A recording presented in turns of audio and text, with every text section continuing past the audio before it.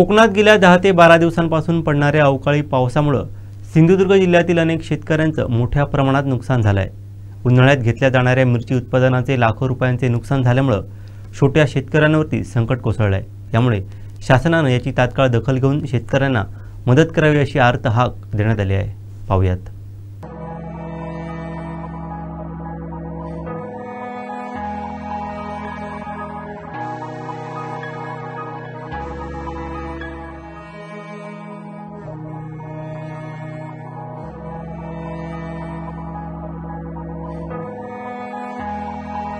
सध्या अवकाळी पावसाने संपूर्ण कोकणात धुमाकूळ घातलेला आहे।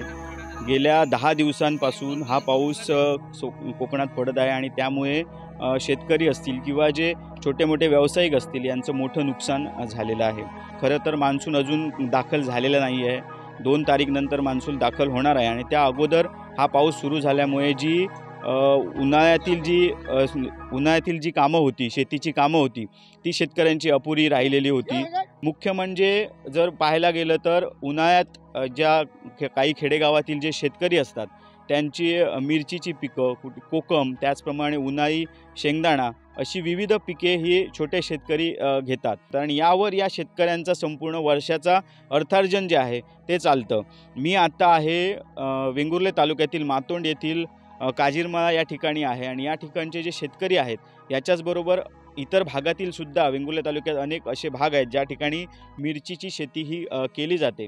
मी आता ज्या ठिकाणी आहे तुम्ही माझ्या मागे बघू शकतात की ही संपूर्ण मिरचीची शेती आहे। दूरपर्यंत असे अनेक शेतकऱ्यांचे लागून जे आपण म्हणतो जी जागा आहे त्यात ही शेती संपूर्णपणे केलेली आहे आणि आता जी आपल्याला दिसते ही संपूर्ण 1 लाख किंवा त्याच्यापेक्षा जास्त रुपयांची ही मिरची आहे। ही मिरची शेतातून काढून सुकवून नंतर ती बाजारपेठेत विकली जाते किंवा व्यापाऱ्यांना ती विकली जाते आणि त्याच्यानंतर त्यांना जे काय त्या मिरचीचा मोबदला आहे तो मोबदला मिळतो। मात्र ही मिरची आहे ती शेतातच राहिलेली आहे। ती काढण्यात आता काही उपयोग नाही कारण त्याच्यात पाणी साचलेलं आहे। मिरचीच्या जर आत आपण बघितलं तर त्याच्या बिया कुजलेल्या आहेत। त्याच्यामुळे ती मिरची घरी नेऊन ती आता ऊन कधी पडेल, ते कधी सुकवतील आणि कधी विकतील हा मोठा प्रश्न निर्माण झालेला आहे। तसेच या अगोदरची जी त्यांनी मिरची काढलेली आहे ती मिरची जी घरीच वाळत घातलेल्या ठिकाणीच आहे। ऊन न पडल्यामुळे ती सुद्धा मिरची तशीच जागी कुजून राहिलेली आहे। काही शेतकऱ्यांनी तर आपली काढलेली मिरची ही नदीत सुद्धा फेकून दिलेली आहे। अशा प्रकारचं शेतकऱ्यांवर मोठं संकट कोसळलेलं आहे। आपल्यासोबत या ठिकाणचे काही शेतकरी आहेत। नेमका काय विषय आहे तो आपण त्यांच्याकडूनच जाणून घेणार आहोत। आम्ही आता बघतोय की ही संपूर्ण शेती मिरचीची शेती आहे। दरवर्षी तुम्ही शेती करतात, याच्यावर तुमचं संपूर्ण वर्षाचं जे अर्थार्जन आहे ते असतं। तर काय सांगाल साधारण ही कधीपासून तुम्ही शेती चालू करतात आणि कशा प्रकारे करतात? आम्ही दिवाळी झाल्यानंतर जानेवारी साधारण तेव्हा आम्ही नोव्हेंबरच्या एंडला रोपं घालण्याचा रोपं घालतात ती नोव्हेंबरच्या शेवटी घालावी लागतात। 1 महिन्यानंतर त्याची लागवड करावी लागते। 1 महिना झाल्यानंतर जानेवारी, फेब्रुवारी, मार्च, मे महिन्यापर्यंत त्याचं उत्पन्न हे शेतकऱ्याला मिळत असतं। पण यावर्षी अति पाऊस मे महिन्यामध्ये झाल्यामुळे नुकसान बरंच झालेलं आहे। शेतकरी हा जवळजवळ देशद्रोहीला गेलेला आहे। 30-35 हजार रुपये खताला लागतो। त्याच्यानंतर आमची मजुरी आणि त्याच्यानंतर आम्हाला ट्रॅक्टरनी नांगरणी करणं, परत ते सगळा हे करणं, सगळा व्यवस्थित होणार नाही म्हटलं तरी लाखभर रुपये त्याच्यात सगळा होता खर्च आणि त्याच्यानंतर आमका का ती मिळणार त्याच्यानंतर पुढलो ह्या म्हणजे काय आता फायदो मिळणार। त्याच्यातच जे गव्यारेड्यांचं सुद्धा गव्यारेडे देखील आम्ही रातची राखोक बसतो, ते देखील आम्हाला त्रास खूप देतो। तसेच आता जे संपूर्ण शेती बघतो हे अजून सुद्धा काही भागात ही मिरच्यांची शेती आहे। साधारण किती शेतकरी ह्या भागात आहेत? आता आम्ही ज्या भागात आहोत त्या भागात साधारण किती शेतकरी आहेत आणि कितीची त्यांची साधारण मिरची असेल अंदाज? नाही म्हटलं तरी हे शेतकरी आमच्याकडे 60-70-80 शेतकरी आहे। तरी मिरची नाही म्हटलं तरी 50-60 लाखाच्या वर उत्पन्न आहे आमचं इथे। हे आता आमचा उत्पन्न सगळा नासधूस झालेला आहे। आम्ही आता काय करायचं पुढे, म्हणजे आम्ही कसे जगायचं हे आमचा मोठा ह्या आणि हा पावसाळा आला। या पावसाळ्यात कसे काय दिवस घालायचे हेच समजत नाही आपल्याला।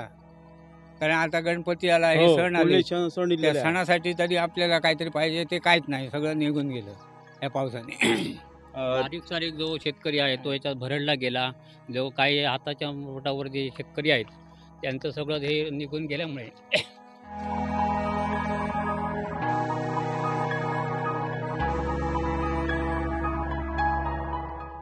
निश्चितच आपण समजू शकतो की आपल्याला इतर वरच्या पट्ट्यात असेल किंवा घाटमाथ्यावर असेल, आपल्याला शेतकऱ्यांची मोठमोठ्या जमिनी असतात, त्याच्यातून मोठी शेती आपल्याला पाहायला मिळते. पण आपल्या कोकणातला शेतकरी यांची जी शेतजमीन आधीच कमी असते, त्याचंच त्यांची विविध हंगामाला जी पिकं घेत असतात तीसुद्धा वेगळी असतात. त्याच्यावर त्यांचं संपूर्ण वार्षिक अर्थार्जन चालतं. सण असतात, या सणाला आपल्या मुलाबाळांना चांगले कपडे घ्यावेत, गोडधोड खायला द्यावं, ही सुद्धा त्यांची इच्छा असते. मात्र अशा प्रकारे लाखो रुपयांची मिरचीचं उत्पन्न हे अशा प्रकारे डोळ्यासमोर जमीनदोस्त होणं हे खूप मोठं नुकसान या शेतकऱ्यांचं आहे.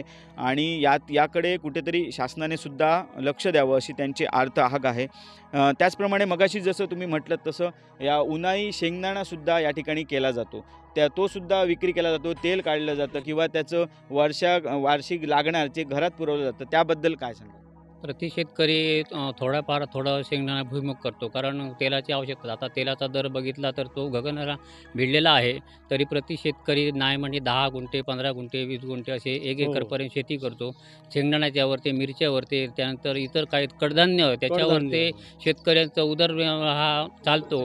कारण नोकरीला जर कोण घरामध्ये नसेल तर काय खाणार, काय करणार आणि शेतकरी कसा जगणार? हे तर आम्हाला करायलाच पाहिजे. शेती तर नाही त्या केलं तर आम्ही शेत- काय तर त्या- करणार आणि काय खाणार? तर त्या कुटुंबाची परिस्थिती फार वाईट होती.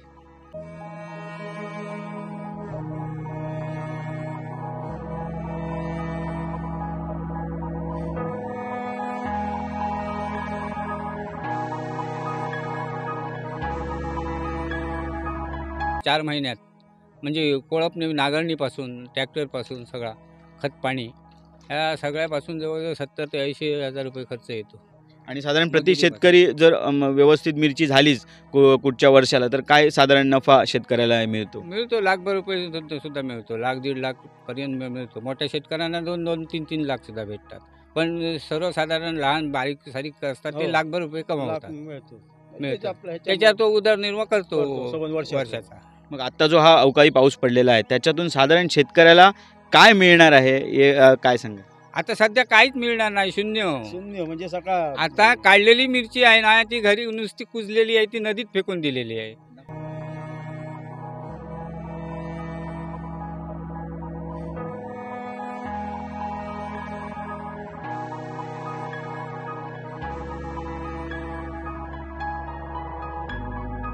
आत्ताच काही वेळापूर्वी आपण शेतातील जी मिरची आहे, मिरचीचं पीक आहे, ते कुजलेल्या स्थितीत पाहिलं आणि संपूर्णपणे त्या मिरचीचा काही उपयोग नाही.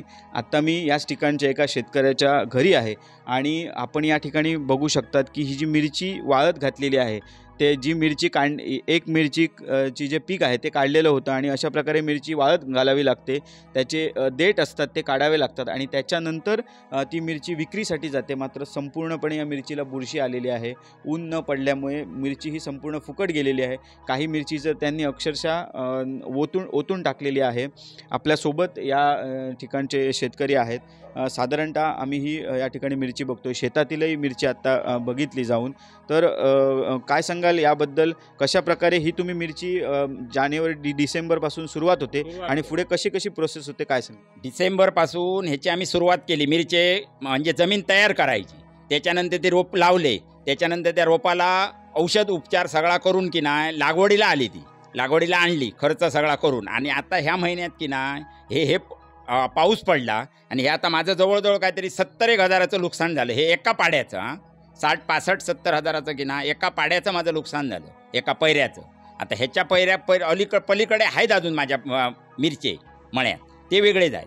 पण हे आत्ताचे नुकसान माझं झालं की ना, ते आता मी हे नुकसान आम्ही शेतकरी कर्ज घेतो सोसायटीकडून किंवा बँकेकडून. ते कर्ज आम्ही ह्याच्यावर आम्ही ते भरतो.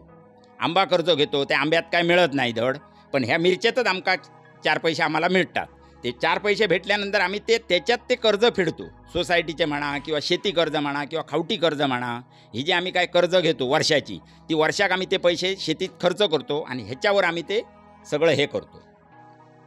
निश्चितच हा सुद्धा मुद्दा जो आहे तो एक महत्त्वाचा मुद्दा आहे की जे कर्ज घेतलं जातं, खावटी कर्ज म्हणा किंवा स्थानिक विकास सोसायटी असेल किंवा स्थानिक बँक असेल, यांच्याकडून हे कर्ज घेतलं जातं. त्याच्यातून हे मिरचीसारखं उत्पन्न किंवा आपण मगाशी म्हटलं भुईमुग असेल, अशा प्रकारची जी छोटी मोठी उत्पादनं आहेत ती घेतली जातात आणि त्यानंतर हे कर्ज जे आहे ते फेडलं जातं. मात्र अशा प्रकारे पूर्णपणे नुकसान झाल्यामुळे आता कर्ज फेडायचं कसं, हा सुद्धा मोठा प्रश्न या शेतकऱ्यांकडून निर्माण झालेला आहे. आपण ही जवळून आपण बघू शकता त्या मिरचीचं कशा प्रकारे नुकसान झालेलं आहे ते. हे जी मिरची आहे ती ह्या मिरचीला संपूर्णपणे बुरशी आलेली आहे आणि ह्या मिरचीची काहीच उपयोग हा ह्या शेतकऱ्यांना होणार नाही आहे. अशाच प्रकारे सगळीकडे ही परिस्थिती आहे. प्रत्येक ठिकाणी मिरची असेल किंवा जे भुईमुग असतील त्याची सगळीकडे हीच परिस्थिती आहे. साधारण आता आपण संपूर्ण परिस्थिती बघितली तर आंबा पीक असेल किंवा इतर भात शेती असेल, याच्यात जेवढं उत्पन्न मिळत नाही तेवढं या मिरचीत मिळतं. आम्हाला की ना ह्याच्यात मिरचीत उत्पन्न जास्त मिळतं.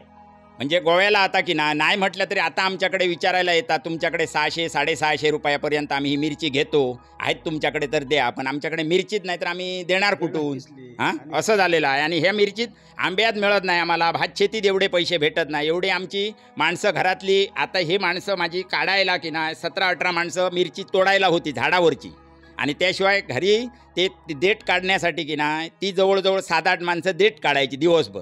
अशी करून ही आम्ही वाळत घातली. एक दिवस एक ऊन लागला त्याला आणि दुसऱ्या दिवसपासून पाऊस चालू झाला, त्याच्यामुळे ही अशी खराब झाली.